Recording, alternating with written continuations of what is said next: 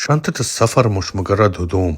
شنطة السفر اللي شايلها في ايدي مش مليانة لبس، دي مليانة حلم قديم وطموح بدأت من تحت الصفر، وخطوات اتبنت على تعب وتجارب. كل ختم على جواز سفري وراه حكاية، خسرت فيها ناس وكسبت خبرات، وقفت على رجل تاني. سافرت بلاد كتير، البرتغال، إيطاليا، فرنسا، دبي.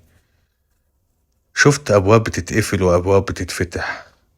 لولا عندي صبر كنت انهارت. اتعلمت إن اللي عايز يبدأ لازم يكون قلبه جامد، وإن اللي بيهاجر مش بيهرب، ده بيدور على فرصة يعيش بيها بكرامة. ومع كل رحلة كبر حلمي إني أساعد غيري يبدأ صح، من غير ما يتوه، من غير ما يتنصب عليه.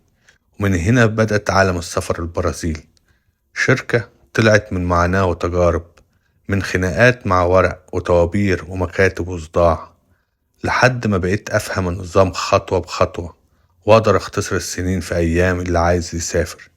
بقينا نعمل دعوات رسمية سياحية وتجارية وإنسانية، نرتب أوراق وتأشيرات، استقبال المطار والسكن، تنظيم رحلات سياحية، استشارات اللي عايز يبدأ تجارة أو حياة جديدة. النهاردة كل حد يسافر معانا وأشوفه حلمه بيتحقق. بفتكر أول شنطة سافرت بيها، اللي كانت شكلها بسيط من جواها عمره كله. لو انت بتحضر حلمك ما تخافش، الطريق صعب بس مش مستحيل. احنا هنا عشان نسهل اول خطوة، واول خطوة هي اهم خطوة.